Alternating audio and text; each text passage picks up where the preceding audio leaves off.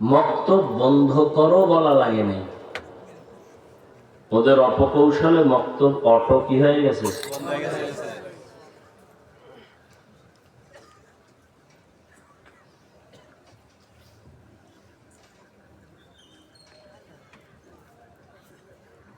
বুঝেন বুঝেন কি বুঝেন?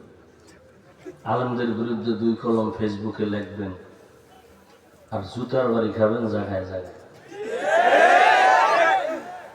এই দেশে যত ঝামেলা দেখতেছেন শুধু আলেমদের সাথে বেয়াদবির কারণেই। বেয়াদবি ক্ষমা চেয়ে অনুরোধ করব, আমি যতক্ষণ বয়ান করব কোন চিল্লি করবেন না, আমি এটি পছন্দ করি না। আর এই মজলিসের আদব না চিৎকার দেওয়া। চিৎকার দেওয়ার মজলিস আলাদা। বাতিলের বিরুদ্ধে, নাস্তিকের বিরুদ্ধে, জালেমের বিরুদ্ধে যখন আলেমরা ডাকবে তখন ময়দানে গিয়ে চিৎকার দিবেন, নাস্তিকদের ঘুম হারাম হয়ে যাবে।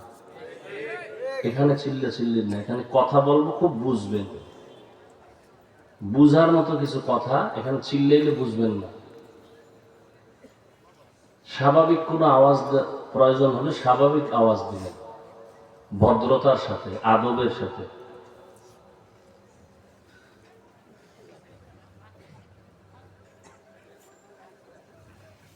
তাহলে আলেমের বিরোধিতা করা মানেই হলো ইসলাম ধ্বংস করার ষড়যন্ত্র। যারা আলেমের বিরুদ্ধে ফেসবুকে লেখে বা বলে এরা আলেমের দুশ্মন, অন্তরায় তারা ইসলামেরই দুশ্মন। কি বলে চরমনাই হাফিজুর রহমান আওয়ামী লীগের দালাল, আর যখন আওয়ামী লীগ ছিল তখন ওসি সাহেব টেলিফোন করে, হাফিজ সাহেবরে আসতে দেওয়া যাবে না। কেন? সে জামাত শিবির করে। দেখছেন নি কারবারটা কেমন? তুমি যদি একজন আলেমকে এতটুকু মেপে ফেলো তাহলে হাটহাজারীর হুজুরকে কি বলবা?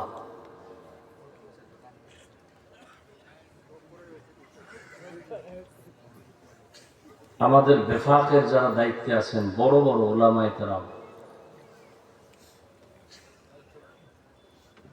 আওয়ামী লীগের মন্ত্রী মহোদয় যারা এদের সাথে বসছে, মিটিং করছে, শুকরানা মাহফিল হয়েছে, কওমি মাদ্রাসার সনদ পাইয়া, একটা কথা মনে রাখতে হবে, উলামায়ে কেরাম যেখানে যাবেন তার রং যদি ঠিক রেখে যায় বুঝতে হবে ইসলামের স্বার্থে গেছেন। আলেম যদি বিএনপির কাছে যায় কোনো কারণে, তারা ডাকে, উলামায়ে কেরাম ইসলামের স্বার্থ ছাড়া যাবেন না। তুমি বিএনপির দালাল বলবা?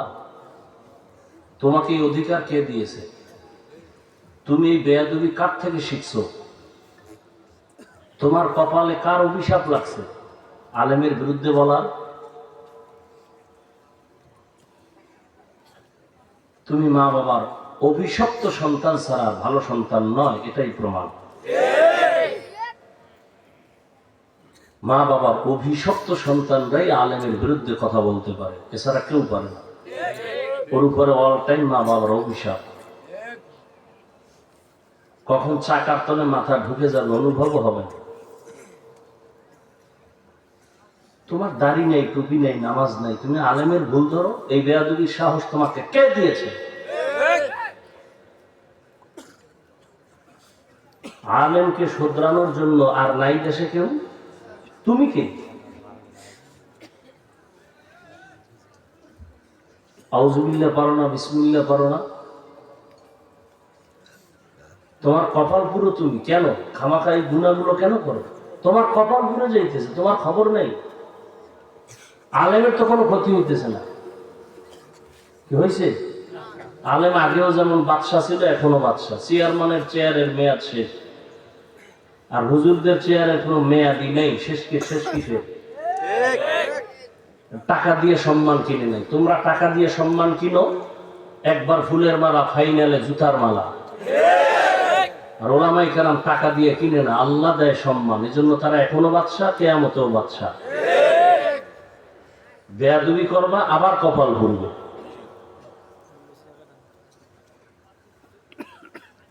আল্লাহ হেদায়াত দান করুন।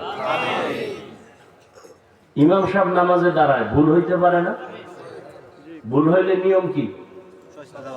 লোকমা দিবে। কে দিবে? নিয়ম নাই তো। মসজিদে নামাজ চলতেছে, পাশে চায়ের দোকান, ইমাম সাহেব মাইক লাগায় কেরাত শুরু করছে, আলহামদুলিল্লাহ রাব্বিল আলামিন শুরু কইরেই মাগরিবে ধরেন আলহামদুলিল্লাহ ভুল হয়ে গেছে। হতে পারে। চায়ের দোকানে কয়েকটা বেনামাজি বয়া, ডান হাতে বিড়ি টানে, বাম হাতে চা। মাইকের আওয়াজ পাইয়া শুনতেছে আলহামদুর মধ্যে ভুল। কাপ থুইয়া জানালা দিয়ে তাকায়া লোকমা দিতেছে। ইমাম সাহেব কি করলেন? ঠিক করেন। কে? চায়ের দোকানের এক কর্মচারী বেনামাজি জানালা দিয়া ইমামকে লোকমা দেয়। এটা লোকমা না গাদ্দারি? এটা লোকমা না বেয়াদবি? তুমি কিসের লোকমা দাও? বুঝো লোকমা?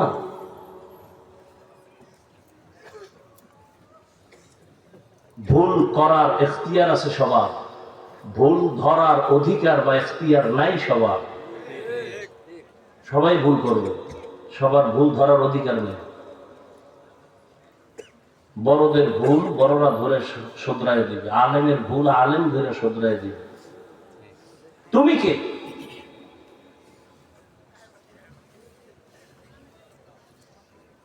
আল্লাহ হেদায়াত দান করুন।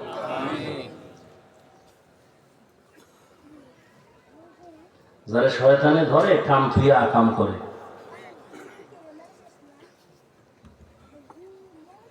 সূরা আহজাবের 2 টুকরা আয়াতে কারিমা তিলাওয়াত করেছি, নবীজির হাদিস থেকে একটি হাদিসের অংশ পড়েছি।